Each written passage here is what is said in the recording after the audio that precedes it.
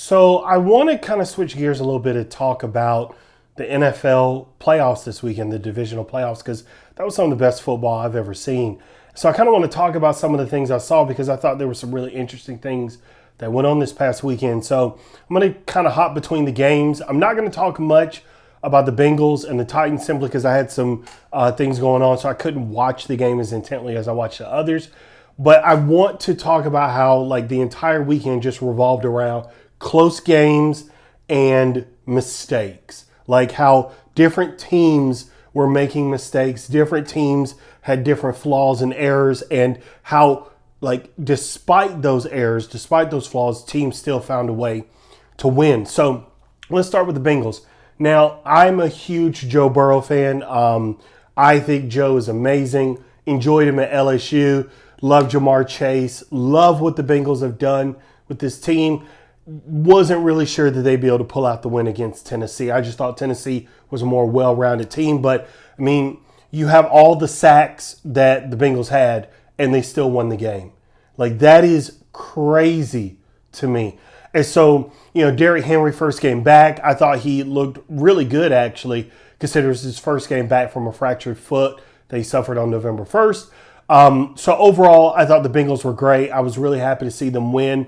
We'll talk about who they're going to face at the end with the last game that we cover, but very happy for the Bengals, excited for them. Next game that was up was San Francisco and Green Bay. So normally I don't root against players. I just don't ever want to be that guy. But I'm not going to lie. I'm not going to pretend like I didn't enjoy seeing Aaron Rodgers lose simply because of how he carries himself in regards to everything going on in the world and how unintelligent he acts, but also thinking that he's very intelligent. With that being said, I really did not expect Green Bay to win this game. And I didn't expect him to win the game because Bomani Jones of ESPN brought up this point that Green Bay at this time of year is freezing cold. I looked at the weather. It said that it felt like 0. Let's think about that. It felt like 0. And so in that environment, with that snow that just poured on more and more and more as the game went, you have a Green Bay team that builds its offense around passing. I mean, let's think about that. They're throwing around this football that's getting harder and harder as the game goes on. It's like throwing around a rock. And Aaron Rodgers has got to keep his hands from freezing so he could throw the ball. Wide receivers got to keep their hands warm so they could catch it. This is just not a recipe for winning playoff games at Lambeau Field. And I think Green Bay is really going to have to address that and be able to adjust their game plan when they get deep into the playoffs. And the 49ers, man, that defense was great to watch. That defense is worrisome. I think the team that they're going to play against next week, the Rams, which we're going to talk about in a little bit, I'd be very nervous if I was the Rams. But watching Green Bay, watching the mistakes that the team made, but also watching Jimmy G and seeing that this guy's not a great quarterback, and yet San Francisco is finding a way to win around him. I would be nervous if I'm the Rams, which brings me to the Rams. That game, the Rams and the Bucks. So my wife and I watched that game. We watched that game and we watched the Chiefs-Buffalo game. And we're watching this game and we're just like, okay, so I was rooting for Odell. I'm an Odell Beckham Jr. fan. I just love watching him play football. I don't have anything against Brady, but I had concerns about them. In particular, the concerns I had for the Bucks had to do with the offensive line. Tristan Wirfs was out. They had a number of injuries in regards to Chris Godwin being out for the year. Antonio Brown obviously gone, if you follow what happened there. And so they had a number of players who were out. So I was really concerned about the Bucks. But like I told my wife, I'm not going to root against Tom Brady. I'm just not doing it. No matter what odds are stacked against him, I'm not rooting against him. And if you saw that game, you saw that was exactly the concern. The Rams played really well and then just kept giving the game away. All of the fumbles, all of the mistakes. It was just unbelievable to watch. And Tom Brady got his team back in the game. Gronk, Fournette, though that offensive line, despite going up against Von Miller and going up against Aaron McDonald, they still found a way to get themselves close in the game and make it a field goal game at the very end. If I'm the Rams, I'm just really, really nervous about how that game went. If I'm the Rams, I'm really concerned because normally you can't have that many turnovers and that many mistakes and still win a football game in the playoffs against Tom Brady. And now they're going to go up against the 49ers. And I'm going to tell y'all something about that 49ers team. That is a team that is built to win playoff games. If you judge them by the way you judge the regular season, that team doesn't make sense.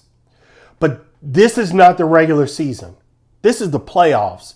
Being able to run the ball, being able to control the clock, being able to get first downs with great playmakers like Deebo Samuel, and being able to control the other side of the ball with your defense, good special teams like San Francisco showed, because all of those mistakes that Green Bay had on special teams, just absolutely horrendous, absolutely shocking, unbelievable.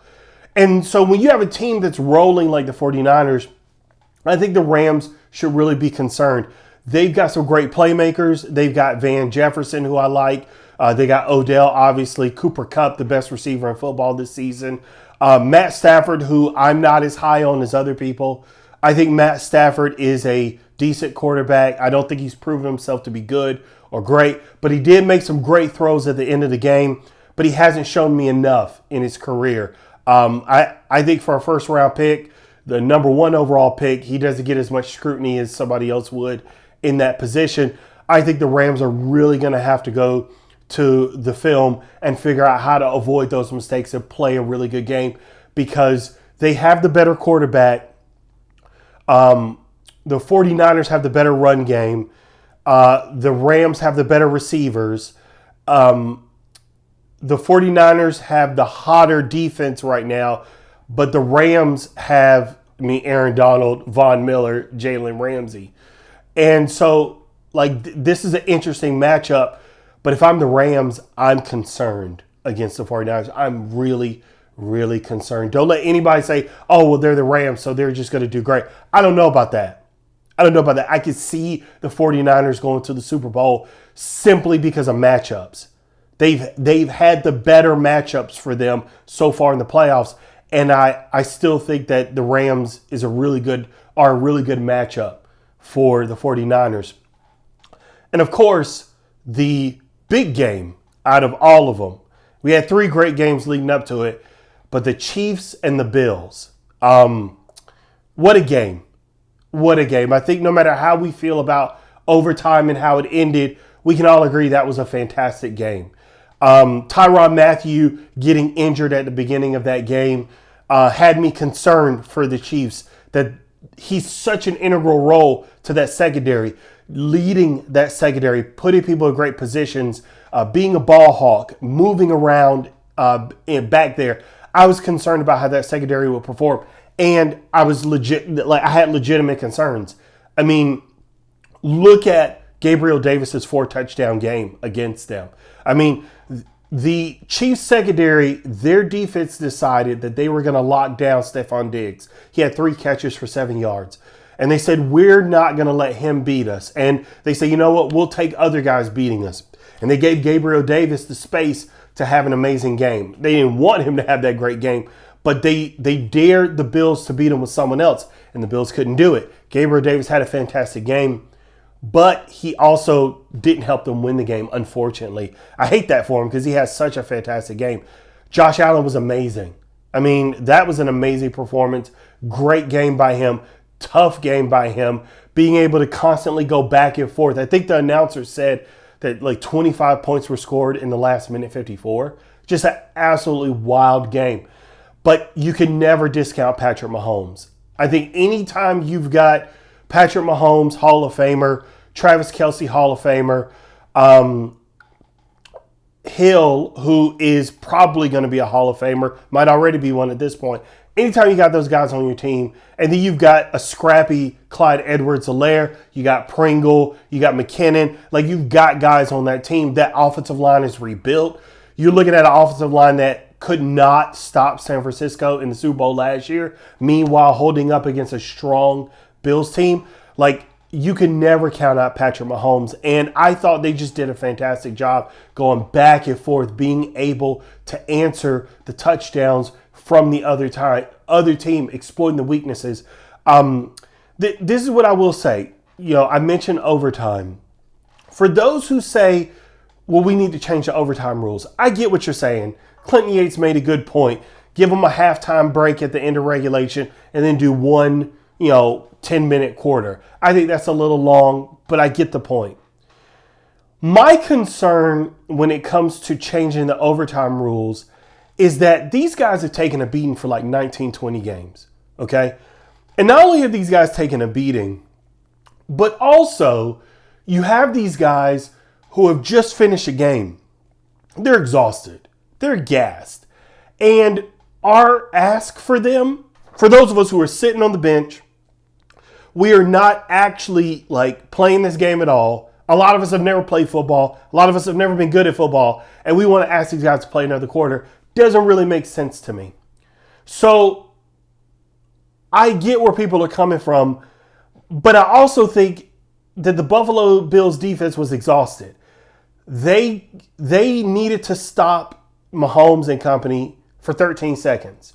They couldn't do it. Travis Kelce, if you see one of the plays that he did, Travis Kelce goes in motion and then comes off the line and gets the first down against a Bills defense that's playing deep to stop the deep route. And nobody chips him. Nobody hits him. Nobody's on him. He gets that first down. The Bills defense played great as best as they could. I mean, what can you do when you're going up against the Chiefs? But they also had plenty of chances to stop them. And so I think asking them and saying, okay, well, I think that we need to give them even more time because we wanted Josh Allen to get the ball. I get that. But the Bills were on the field. Their defense was on the field. The Chiefs were on the field. Their offense was on the field. You got to get a stop. Somebody's got to lose. Somebody's got to win. And it's not always going to be a way that everybody finds satisfying. But at the end of the day, the Bills couldn't stop them.